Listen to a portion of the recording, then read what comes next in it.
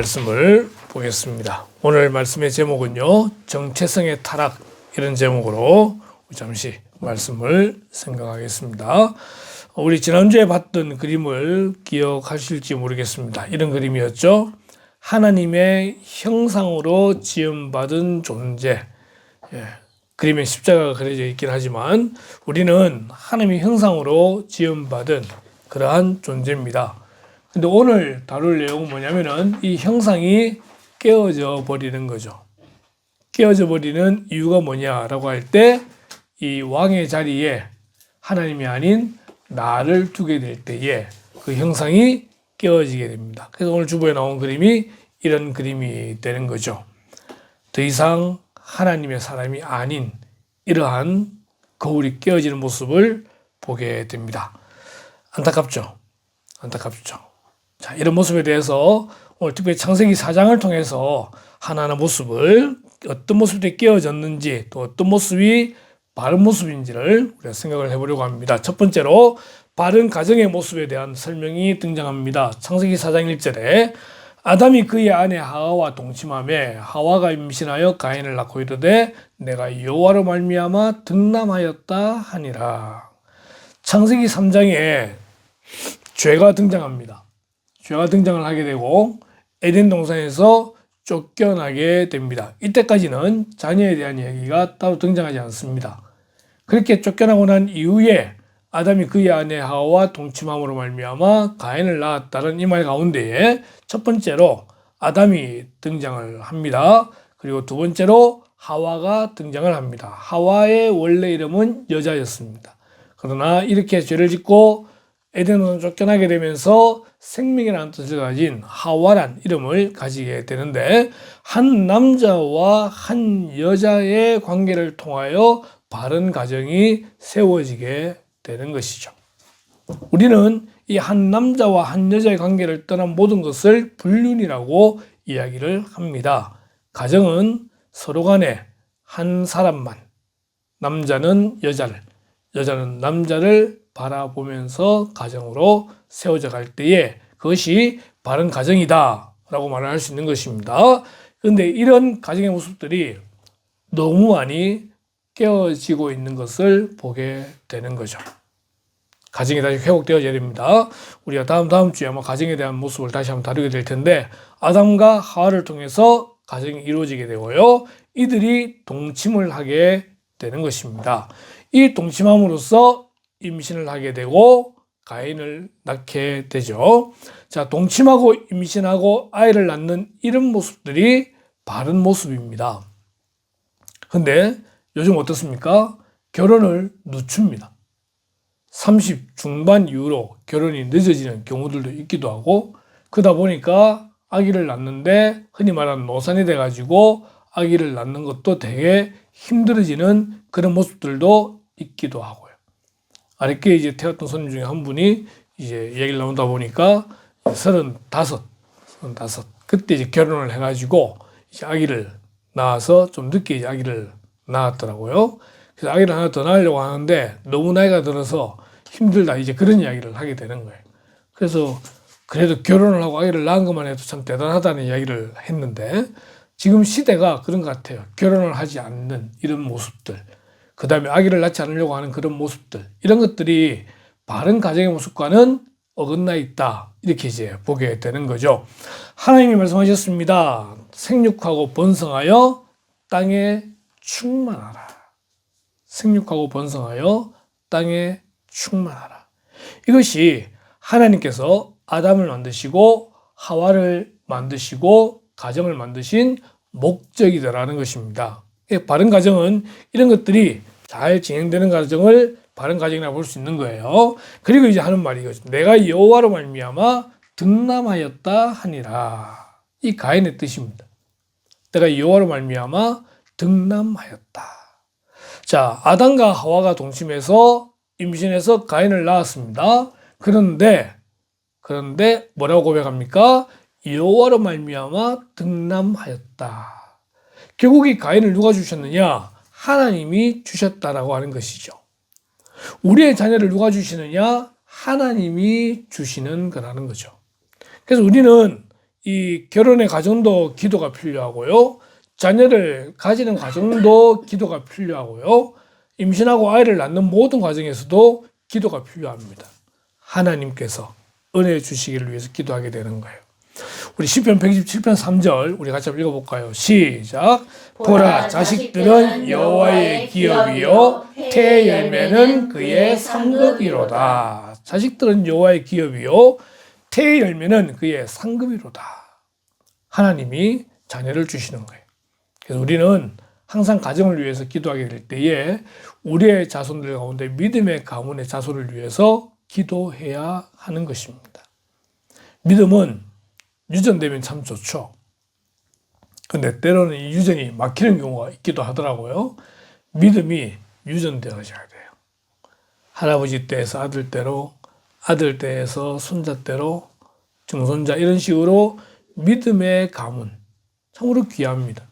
하나님 앞에 기도하는 그런 모습들, 이것이 바른 가정의 모습이다라는 것을 1절에서 보게 됩니다. 2절에서는요, 바른 소명과 사명이라는 제목으로 또 생각해 볼 수 있습니다. 가인의 아우 아벨을 낳게 되는데, 아벨은 양치는 자였고 가인은 농사하는 자였다는 것입니다. 여러분, 창세기는 누가 기록했냐면은 모세가 기록을 하게 됩니다. 모세는 창조를 보지 못했습니다. 아담도 보지 못했습니다. 그러나 모세는 하나님이 주신 영감으로 그 글을 기록하게 됩니다. 그러는 가운데에 가인과 아벨이 등장하게 되면 사실은 가인이 먼저 농사한다고 먼저 말을 하고 동생이 등장을 해야 되지 않습니까? 그런데 성령의 영감으로 기록될 때에 아벨이 먼저 등장을 하는 것을 보게 됩니다. 자, 그것은 그냥 그렇게 본다는 것이고, 중요한 것은 가인은 농사하는 자였다는 것이고 아벨은 양치는 자였다는 것입니다. 직업이 서로 다릅니다. 그리고 하나님이 주시는 소명도 사명도 분명히 다릅니다. 모두가 다 똑같은 일을 할 필요는 없습니다. 그죠? 각자에게 주어지는 맞는 달란트에 따라서 그 직업이 나뉘게 되는 거예요. 직업에 귀천이 없다 라고 하는 YTN의 기사가 있는데 여기는 귀천이 있다고 나옵니다. 왜냐면은 이 사람들이 볼 때에 좀 좋은 직업도 있고 안 좋은 직업도 있더라는 거예요. 그러면서 우리나라 성인 남녀의 52.1%는 직업에 귀천이 있다라고 말을 하더라는 것입니다. 그것도 보면 금그릇이 있고 은그릇이 있고 뭐 질그릇이 있고 이렇게 있듯이 직업에도 사회적 인식, 연봉, 업무 환경, 직업의 안전성 이런 것 등을 통해 가지고 직업의 귀천을 나누고 있는 것이 마음들이라는 거죠. 자, 그러나 우리가 성경적으로 볼 때에 직업에 귀천이 있는 것이 아니라 하나님 주시는 모든 사명에는 소명에는 귀천이 없다는 것입니다. 이런 그림이 보이더라고요. 전봇대에 올라가 전신주 하는 이분이 지금 옆에 보는데 교회가 보이네요. 그죠? 어쩌면은 가장 대비되는 흔히 말하는 성직이라고 말하는 목회자와 그리고 가장 험한 일을 하는 그런 분들의 이야기들을 이렇게 비교를 해놓게 되는데, 이 그림에서 알 수 있는 제가 가지는 마음은요, 어느 자리에 있든지 그 자리에서 최선을 다하고 또한 주님 주시는 그런 마음을 가지고 일을 하게 되면은 그걸로 충분하다라고 하는 것입니다. 가인이 농사를 짓든 아벨이 양을 치든 어떤 거는 좀 더 힘들어 보이고 좀 더 쉬워 보이고 차이는 있겠지만 하나님 주시는 달란트를 가지고 개발을 해서 그 일에 자기가 최선을 다하게 될 때에 그 자체가 하나님께 드려지는 예배가 되더라는 것입니다. 목사는 목사의 자리에서, 성도는 성도의 자리에서 얼마나 하나님의 나라를 위하여 충성하느냐, 하나님은 그것을 보신다는 것입니다. 이들은 일하는 사람들이었습니다. 하나님은 그렇게 사람을 창조하셨습니다. 일하는 것이 예배입니다. 우리도 우리의 있는 그 자리에서 내가 왜 이 자리에 있어야 되는지 신세한탄을 하는 그런 모습이 아니라 주어진 그 자리에서 최선을 다해 충성함으로 하나님께 예배하는 그런 성도 되시기를 주님의 이름으로 축원합니다. 세 번째는 예배에 대해서 보게 되겠습니다. 4장 3절에 세월이 지난 후에 가인은 땅의 소산으로 제물을 삼아 여호와께 드렸고 아벨은 자기도 양의 첫 새끼와 그 기름으로 드렸더니 여호와께서 아벨과 그의 제물은 받으셨으나 가인과 그의 제물은 받지 아니하셨더라고 되어 있습니다. 문제적으로 볼 때는 이 글을 모세가 기록했다고 했기 때문에 이미 모세는 레위기에서 제사의 제도에 대한 규례를 분명히 알고 있었다는 것입니다. 그렇기 때문에 그 규례에 의한다고 한다면은 가인의 이 제물은 예배드리는 거기에 어울리지 않는다는 거예요. 아벨의 이 양의 첫 새끼와 그 기름으로 드려지는 예배는 옳은 거지만 가인은 아니라는 거죠. 그래서 하나님께서 가인의 제사를 받지 않으시고 아벨 제사를 받으셨다라고 모세가 기록을 했을 수도 있습니다. 그러나 더 중요한 건 뭐냐면은 여기에 믿음이라는 게 들어가더라는 것입니다.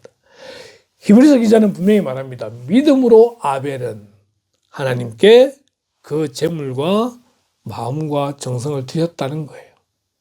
가인은 그렇지 않았다라고 하는 것입니다. 그래서 아벨과 그의 제물은 받으셨지만 가인과 그의 제물은 받지 않았더라. 이 중요한 건 믿음이라는 거예요. 예배는 어떻게 드려지나도 중요하겠죠. 그러나 더 중요한 것은 그 마음 가운데 있는 믿음으로 드려지는 예배가 되어야 된다는 거예요. 누가복음을 보면요, 한 부자와 또 과부의 얘기가 등장을 합니다. 이 부자는 가진 게 많이 있었겠죠.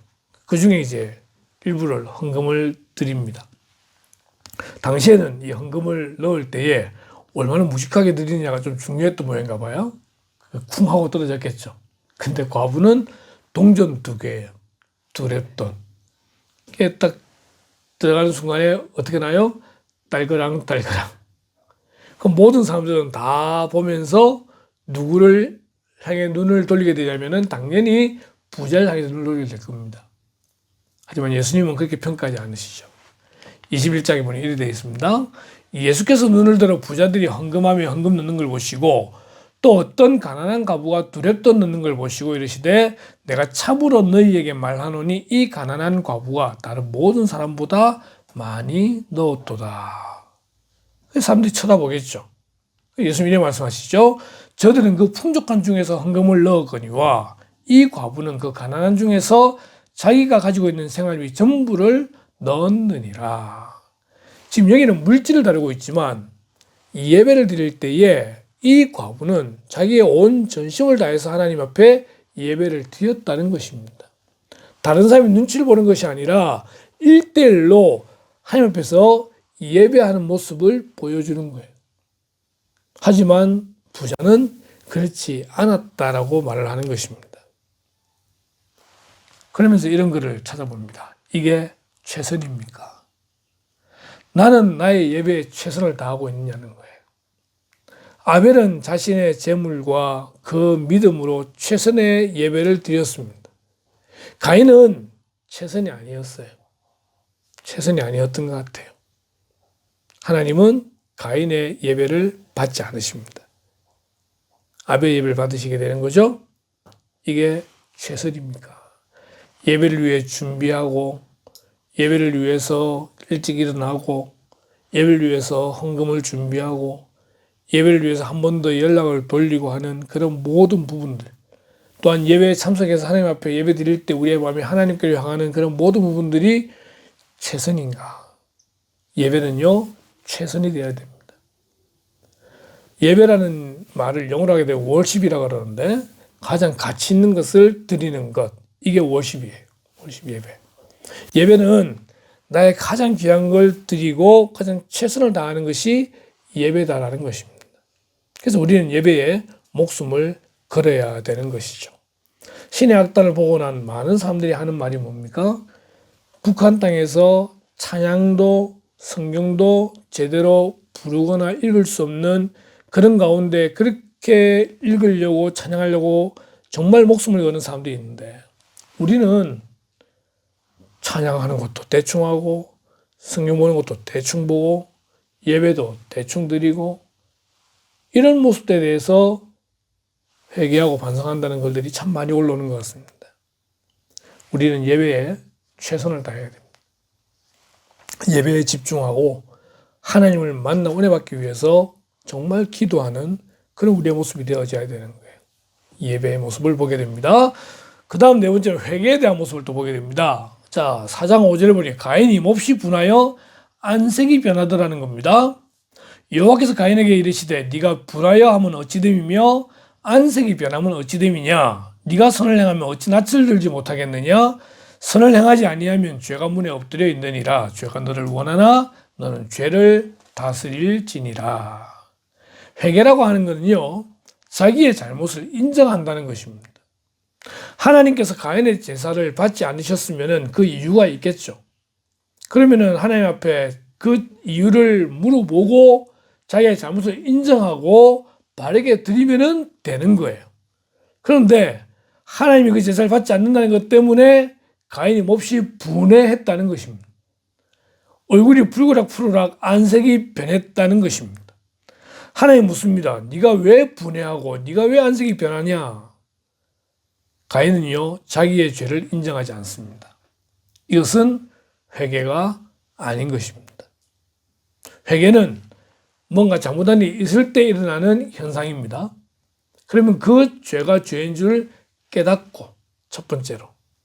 두 번째, 주님 앞에 그 죄를 자복하고 다시는 그 죄를 범하지 않는 것. 이것이 진정한 바른 회개가 되는 것입니다. 하나님은 말씀을 통해서 우리 가운데 우리 죄를 깨닫게 해 주십니다. 하나님의 말씀은 살아있고 그 말씀이 칼이 되어서 우리의 환부를 잘라내는 그러한 역할을 하게 된다고 할 때, 우리가 그 말씀을 들었을 때에 우리가 안색이 변하고 분해하는 것이 아니라 정말 내가 잘못했구나 라고 깨닫고 주 앞에 엎드려져야 되는데, 우리 마음은 어떻습니까? 내 잘못 인정하지 않습니다. 난 여전히 잘했다는 거죠. 그래서 집사람한테 제가 자주 듣는 말이 있죠. 그래, 잘났다. 하나님 앞에 우리가 잘나볼 필요가 없습니다. 말씀이 그냥 그렇다고 하면 그런 줄 알고 엎드려지면 되는 거예요. 하나님이 우리에게 말씀하실 때에 우리가 그 메시지를 듣고 엎드릴 수 있게 되기를 바랍니다. 그래서 먼저 영적으로 민감해야 돼요. 죄는요, 영적으로 민감해야 돼요. 영적으로 민감해져 있어야 죄가 죄인 줄로 알게 되는 거예요. 이 마음에 굳어져 가지고 죄가 죄인 줄 모르게 되면 회개의 출발도 못하게 되는 거예요. 항상 우리 마음이 열려져 있고 옥토와 같은 마음이 되어져서 하나님 말씀 받을 준비를 하고 그 말씀이 우리에게 죄라고 말씀해 주시면은 엎드려 회개하는 그런 우리의 모습이 되기를 원하는 거예요. 선을 행하면 어찌 낯을 들지 못하겠느냐. 선을 행하는 사람은 부끄러울 게 없잖아요. 그죠?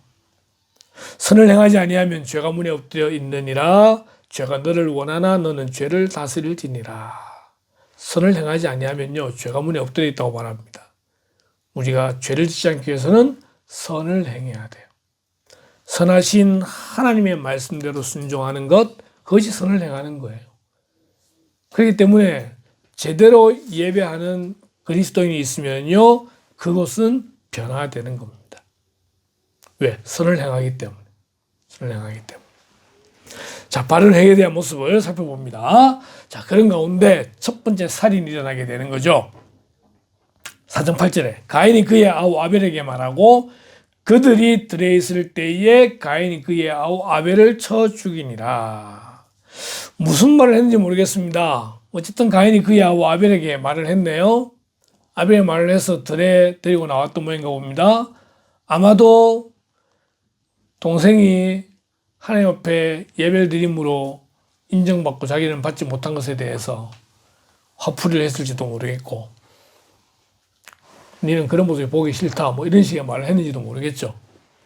어쨌든 그렇게 하고 난 다음에 가인이 그의 아우 아벨을 쳐 죽였다고 되어져 있습니다. 첫 번째 살인입니다. 다른 사람을 죽이는 것. 그래서 가인은 항상 첫 번째 살인자라는 이름을 달고 살아가게 되는 거예요. 옛날에 봤던 이 모노 드라마에 빌라도, 본디오 빌라도에 대한 이야기가 있습니다. 그 첫 장면 어떻게 시작되냐면은 사도신경이 나와요. 전능하사 천지를 만드신 쭉 나오다가 본디오 빌라도에게 고난을 받으사 본디오 빌라도에게 고난을 받으사 이러면서 쭉 이 부분만 나오면서 이제 본디오 빌라도가 막 미치는 내용이 나오죠. 내가 도대체 뭘 잘못했길래. 본디오 빌라도. 마찬가지로 가인도 첫 번째 살인자. 첫 번째 살인자.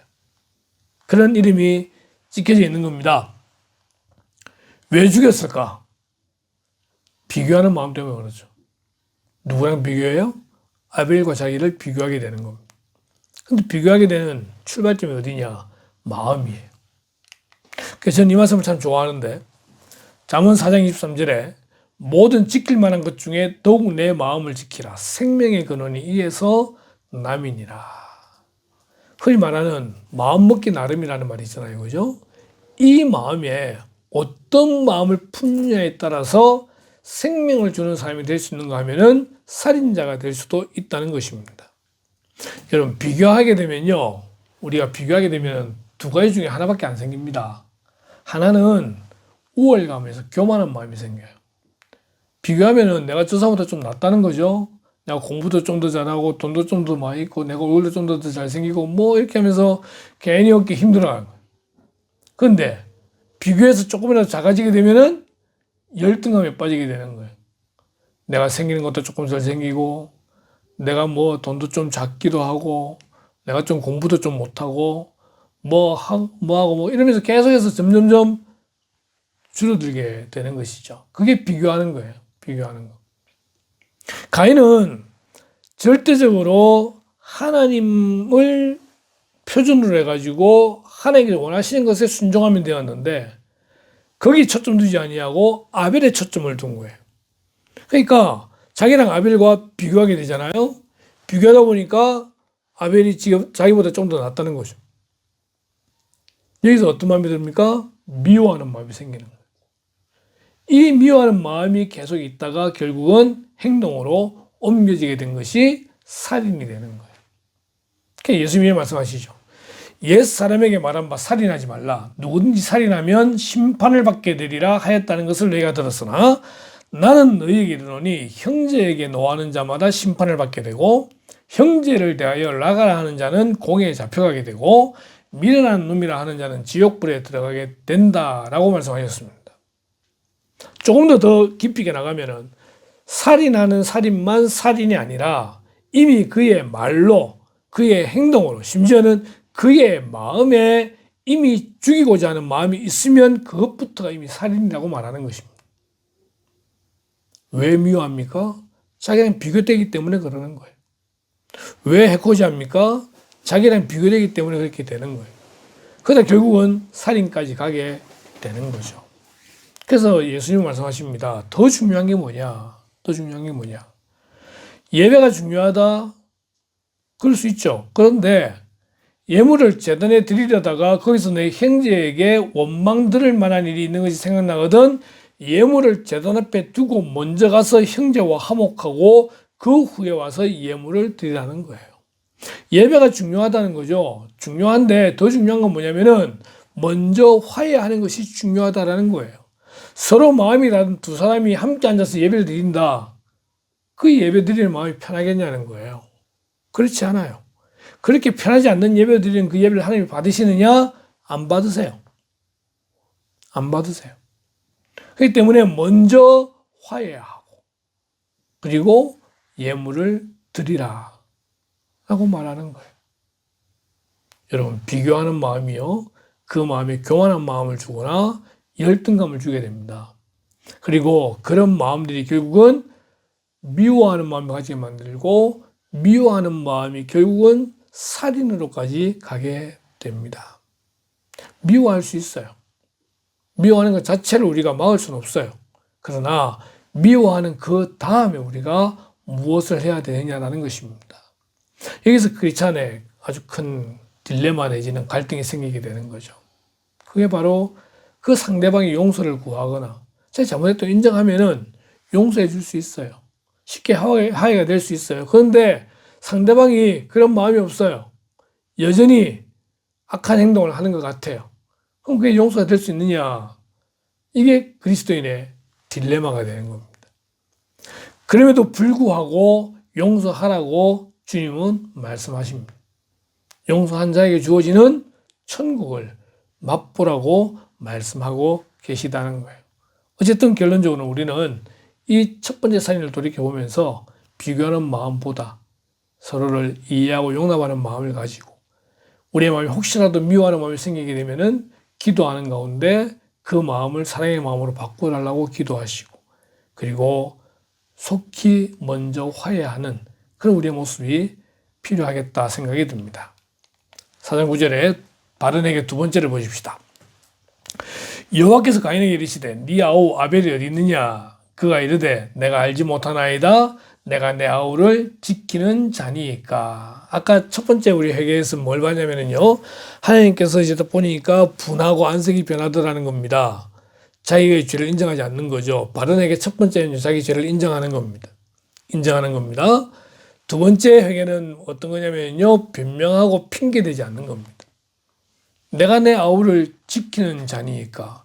자기가 죽였어요. 죽여놓고 내가 알지 못하나이다 라고 거짓을 말하고 있는 것이죠. 그리고 하나님께 반항하는 겁니다. 내가 내 아우를 지키는 자니까.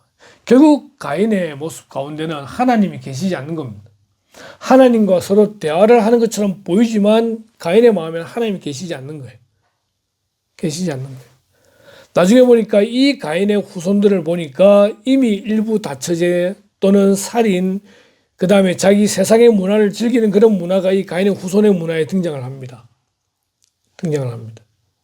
이미 가인은 하나님을 떠나 있는 그런 모습을 보여주는 거예요. 그의 제사가 그랬고, 그러니까 제사라는 형태는 가지고 있는데 이미 하나님과 관계없는 자기 마음대로 드리는 제사. 하나님이 왕이 아니라 자기가 주인 되니까 동생을 쳐 죽이는 일이 벌어지게 되어지고, 진정한 회개는요, 솔직하게 좀 옆에 인정하는 겁니다. 그러고 보니 사탄의 정체가 뭐죠? 거짓의 압입니다. 이 그림이 하나 있었는데 제가 그림을 뺐는데 결국 우리가 하는 말의 뒤에 누가 있느냐? 사탄이 있을 때에 우리는 거짓을 말하고 계속 하나님 앞에서 벽을 치게 되는 겁니다. 그런 것들이 회개하지 못하게 만드는 거죠. 이로 인해서 관계가 깨어지게 됩니다. 4장 10절 이르시되 네가 무엇을 하였느냐? 네 아우의 핏소리가 땅에서부터 내게 호소하느니라. 땅이 그 입을 벌려 네 손에서부터 내 아우의 피를 받았은즉 네가 땅에서 저주를 받으리니 네가 밭을 갈아도 땅이 다시는 그 효력을 내게 주지 아니할 것이요 너는 땅에서 피하며 유리하는 자가 되리라. 최소한 두 가지 관계에서 깨어지게 됩니다. 첫 번째 하나는 이 밭을 갈아도 땅이 다시 효력을 발휘하지 않는다는 말은 이 모든 만물과의 관계가 깨어진다는 걸 이야기합니다. 그리고 땅에서 피하며 유리한 자 된다는 말은 다른 타인과의 관계가 깨어졌다는 걸 말합니다. 그리고 이 두 가지의 관계보다 더 근본적인 것은 하나님과의 관계가 깨어지게 되는 것이죠. 에덴 동산 나왔다고 해서 하나님과의 관계가 깨어진 건 아닙니다. 여전히 하나님은 아담과 하와를 돌보셨고 그 가정을 돌보고 계십니다. 그러나 자기 스스로 왕의 자리를 차지하는 인간은 더 이상 하나님과의 관계가 지속되는 것이 아니라 관계가 깨어지고 말더라는 것입니다. 우리의 관계가 혹 깨어지게 된다고 할 때 그 출발이 어디인지 우리가 잘 살펴봐야 됩니다. 가장 먼저 다시 하나님과의 관계를 회복하는 모습이 필요하죠. 깨어진 관계. 이 그림을 다시 한 번 더 볼까요? 유리가 깨어지게 됩니다. 머리에 왕관에 미라고 적혀 있습니다. 누가 주인입니까? 내가 주인입니다.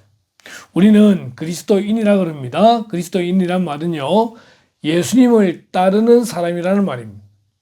예수님을 따르는 사람은 그 마음의 주인이 누구냐? 하나님이십니다.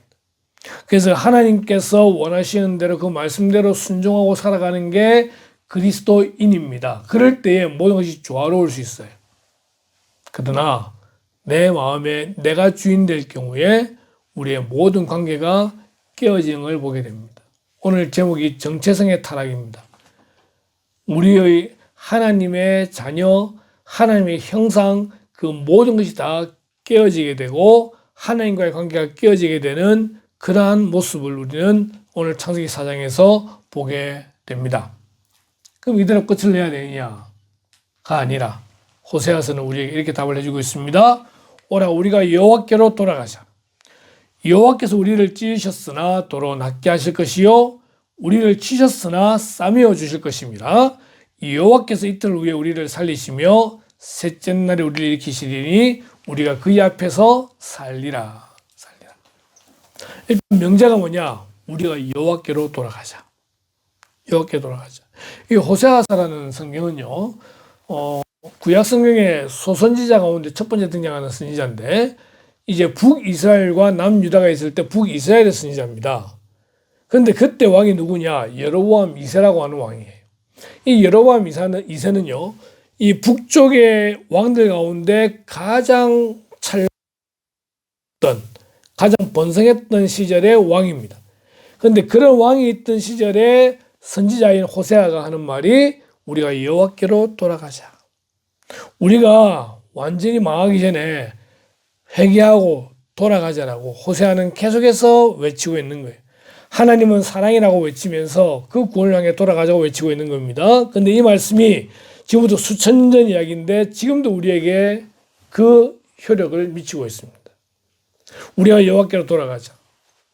여호와께서 우리를 찢으셨으나 도로 낫게 하실 것이요 우리를 치셨으나 싸매어 주실 것입니다. 이미 하나님의 형상으로 되어져 있던 우리의 첫 모습이 파괴되어지고 하나님이 없다라고 말하는 그런 삶이 있다 할지라도 우리는 하나님을 기억하고 돌아갈 때에 다시 우리를 일으키시고 살리시게 된다는 것입니다. 그래서 이런 그림이 있더라고요. 예수님께 푹 안겨져 있는 그런 모습. 우리가 여호와께로 돌아가야 됩니다. 가인과 같이 모든 것이 무너졌다고 할 그때에 오히려 그때가 하나님 앞에 다시 돌아가야 할 때라는 것입니다. 돌아가서 보니 모든 것이 뭐다? 은혜다라는 것이죠. 그래서 내가 누려왔던 모든 것들이, 내가 지나왔던 모든 시간이, 내가 걸어왔던 모든 순간이 당연한 것 아니라 은혜였어. 은혜였어. 나이가 드니까 뒤를 돌아보게 됩니다. 자연스럽게 뒤를 돌아보게 됩니다. 그러면서 때로는 잘한 것도 있겠고 때로는 못한 것도 있겠고 내가 그때 그렇게 안 했으면 하는 생각도 하겠고 다 하지만 돌아보면은 은혜더라는 거죠. 가사가 참 좋은 것 같아요. 내가 누려왔던 모든 것들이, 내가 지나왔던 모든 시간이, 내가 걸어왔던 모든 순간이 당연한 것 아니라 은혜였어. 우리는 하나님께 돌아가고 싶어도 돌아갈 수 있는 자격도 없기도 하고 그런 지혜도 부족합니다. 근데 그런 우리를 하나님이 은혜를 주셔서 하나님 알게 하시고 다시 하나님 자녀가 되게 하신 이런 모든 부분들을 볼 때에 은혜다라고 하는 것이죠. 오늘 결론의 말씀은 고린도서 15장 10절 말씀을 이제 보려고 합니다. 같이 읽겠습니다. 시작. 그러나 내가 된 것은 하나님의 은혜로 된 것이니 내게 주신 그의 은혜가 헛되지 아니하여 내가 모든 사도보다 더 많이 수고하였으나 내가 한 것이 아니요 오직 나와 함께 하신 하나님의 은혜로다. 아멘. 내가 나 된 것은 하나님의 은혜로 된 것입니다. 타락한 이런 세상 가운데서 나는 하나님이 정하신 하나님의 사람이다 기억하고 은혜로 된 것임을 기억할 때 우리는 이 세상의 죄 가운데 허덕이지 아니하고 날마다 승리할 수 있을 줄로 믿습니다. 그런 저와 여러분 되기를 주님의 이름으로 축원합니다. 기도하겠습니다. 아담과 하와의 범죄 이후에 하나님의 형상을 잃어버리고 그 정체성이 타락되어진 그런 인간들이었지만 여전히 하나님 우리를 찾아오셔서 우리를 불러주시고 선택해 주시고 하나님의 자녀로 다시 한번 회복해 하셨음을 믿습니다. 하나님, 그런 하나님의 은혜로 지금까지 우리가 살아왔음을 고백하며 앞으로도 은혜로 살아갈 것을 또한 기대하는 자들 될 수 있도록 인도하여 주시옵소서. 나라는 존재가 처음부터 거룩한 존재, 처음부터 깨끗한 존재, 처음부터 완벽한 존재가 아니라 죄 가운데서 하나님의 은혜로 구원받은 존재임을 기억하며 날마다 겸손한 죄들 되게 하시고, 혹 우리가 우리의 죄를 알게 될 때에 겸손하게 무릎 꿇어 회개하게 하시고 진정 하나님만을 다시 한번 바라보는 그런 죄들 될 수 있도록 인도하시기를 간절히 소원합니다. 날마다 하나님의 은혜를 간구하며 하나님의 은혜를 바라보며 은혜로 살아가는 죄들 될 수 있도록 인도하시기를 원하올 때에 이 모든 말씀을 예수님의 이름으로 기도드리옵나이다. 아멘.